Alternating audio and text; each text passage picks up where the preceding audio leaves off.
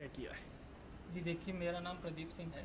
मैं तेवड़ी गांव सोनीपत हरियाणा से हूँ और मैंने 7th क्लास तक तो स्कूलिंग गांव से ही करी है। उसके बाद मेरी जो स्कूलिंग हुई वो सोनीपत ज़िले से मैंने करी है, शंभू दयाल मॉडर्न स्कूल से 10th और 12th। और मैंने बीटेक करा है कंप्यूटर साइंस एंड इंजीनियरिंग से डी क्रस्ट मुर्थल यूनिवर्सिटी से। उसके बाद मैंने एसएससी का एग्ज़ाम दिया और I worked as income tax inspector for 4 years in Delhi. जी। तभी से इनकम टैक्स इंस्पेक्टर ही मैंने यूपीएससी के लिए तैयारी स्टार्ट करी और it was my 4th attempt and hopefully it goes by. अच्छा हो रहा, काफ़ी सुखद रहा। कब ये मन कब करा आपका कि मुझे आईएएस बनना है? सबसे पहली प्रेरणा क्या थी? जी देखिए, सबसे पहली प्रेरणा तो जब मैं छोटा सा था तो मेरे दादाजी हमेशा कहते थे कि तुझे अफसर बनना है। तो तब मुझे नहीं पता था कि क्या आईएएस होता है, क्या अफसर होता है, क्योंकि हमारे घर में से भी कोई ऐसे जॉब सर्विस पे नहीं था। और धीरे धीरे जैसे जैसे स्टेप बाय स्टेप आगे बढ़ते गए, चीज़ों के बारे में पता चलता गया। और मेन उसके बाद जो मोटिवेशन रहा वो मेरे फादर की तरफ से भी रहा। उन्होंने भी जब मेरे को ऐसा फील हुआ कि मैं शायद इसमें नहीं कर पाऊँगा या जॉब के साथ मैं तैयारी नहीं कर सकता, तो उन्होंने मुझे बड़ा मोटिवेट करा। और बड़ा फैमिली का, मेरे फ्रेंड्स का, रिलेटिव्स का सपोर्ट रहा और उन्हीं की सपोर्ट की वजह से आज मैं यहाँ तक पहुँच पाया। अच्छा, एक और बात बताइए कि किस तरीके से, मैं आपसे ये समझना चाहता हूँ कि जो उस बैकग्राउंड के लड़के हैं, जैसे कि आपने अपने गांव का जिक्र किया, हाँ आमतौर जी। पे एक मन में ये बात रहती है कि गांव देहात से आने वाले बच्चे डिमोटिवेट हो जाते हैं अपने परिवेश को लेकर, अपने जो आसपास एनवायरनमेंट है उसको लेकर। उनके जो मोटिवेशन के लिए क्या कहना चाहेंगे? सर देखिए, मैं उनकी मोटिवेशन के लिए यही एक संदेश देना चाहूँगा आपके थ्रू कि यूपीएससी ने पिछले कुछ सालों से अपना ट्रेंड काफ़ी चेंज करा है। और अब ऐसी बात नहीं है कि सिर्फ और सिर्फ बड़े शहरों से ही बच्चे आगे आईएएस और आईपीएस बन सकते हैं या यूपीएससी क्रैक कर सकते हैं, ऐसी बात नहीं है। अभी बहुत सारे प्लेटफॉर्म और अभी इंटरनेट की रीच भी काफ़ी गांव तक पहुंच गई है, तो बच्चों के पास काफ़ी अवेलेबल अपॉर्चुनिटीज़ हैं, इंफॉर्मेशन अवेलेबल है और क्लासेस ऑनलाइन अवेलेबल हैं। तो ऐसी बात नहीं है, गांव के बच्चे भी अब इसमें आगे बढ़ चढ़ कर सकते हैं। जी। और मुझे लगता है कि मेरे थ्रू अगर उनको कोई प्रेरणा मिले कि अगर मैं कर सकता हूँ तो वो भी कर सकते हैं।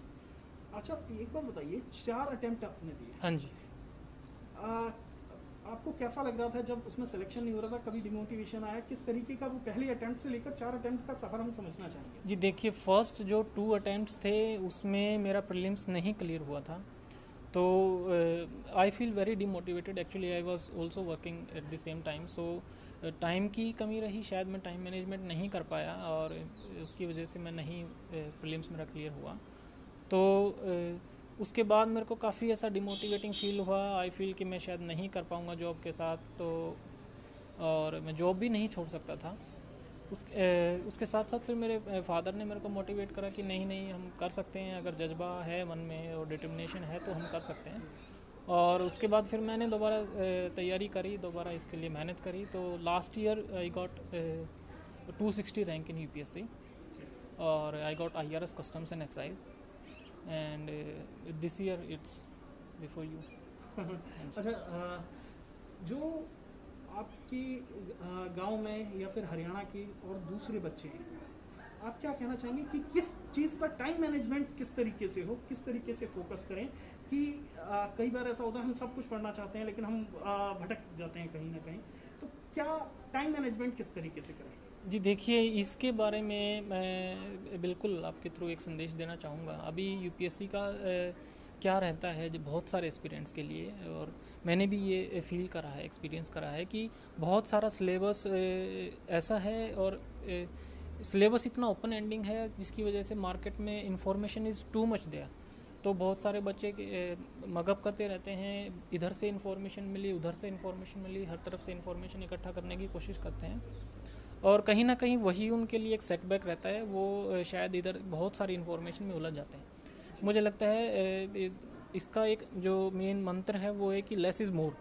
टू तो the point. To the point आप रहिए, अपने सिलेबस के लिए आपने अपने नोट्स बनाते रहिए, करंट अफेयर्स से आप साथ में जुड़े रहिए और जो आपके बेसिक कंसेप्ट्स हैं उनको आप क्लियर करें, क्लैरिटी के साथ पढ़ें।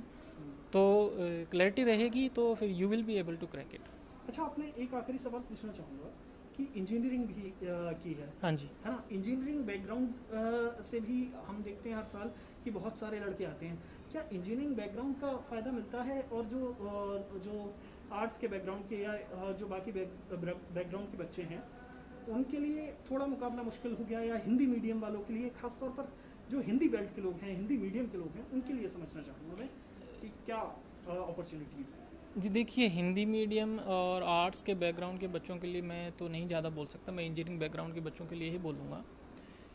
मुझे लगता है इंजीनियरिंग बैकग्राउंड के बच्चों के लिए जो एक मेन सेटबैक रहता है, जब वो तैयारी स्टार्ट करते हैं तो they feel difficulty in choosing their optional subject, because बहुत सारे ऑप्शनल सब्जेक्ट्स अवेलेबल नहीं होते। जैसे मेरा कंप्यूटर साइंस से मैंने करा था, वो सब्जेक्ट अवेलेबल नहीं था, so I had to choose some other optional subject.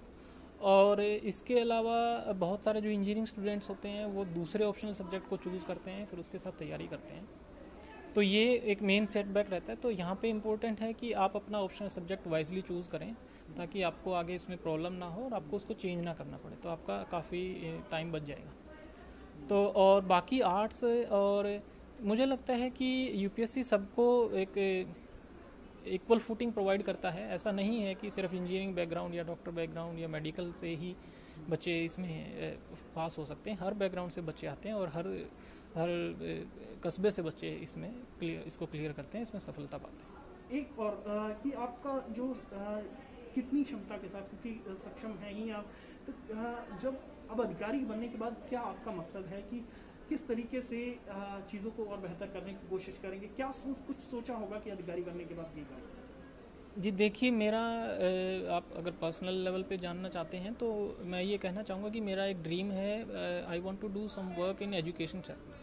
क्योंकि मेरी एक सोच है, मुझे लगता है कि शायद हम अगर शिक्षा के क्षेत्र को आगे बढ़ा सकें तो ये हमारे आगे आने वाली जनरेशन्स के लिए काफ़ी हेल्पफुल होगा। हमारे बहुत सारे टारगेट्स हैं, हम आगे एक बड़ा सुपर पावर के रूप में आना चाहते हैं विश्व में। तो मुझे लगता है कि अगर हम अपनी एजुकेशन को क्वालिटी एजुकेशन बना सकें, और कुछ ऐसे बच्चे हैं गरीब या पिछड़े वर्ग से जो बच्चे हैं जो उन तक एजुकेशन नहीं पहुंच पा रही है, तो बहुत सारी सरकार की योजनाएं हैं, स्कॉलरशिप्स हैं, बहुत सारे उनको प्रोत्साहन देने की स्कीम्स हैं, तो वो उन तक लाभ पहुंचे, वो भी शिक्षा के क्षेत्र में आगे बढ़ें और समाज में समाज के विकास में, देश के विकास में योगदान दें। शुक्रिया।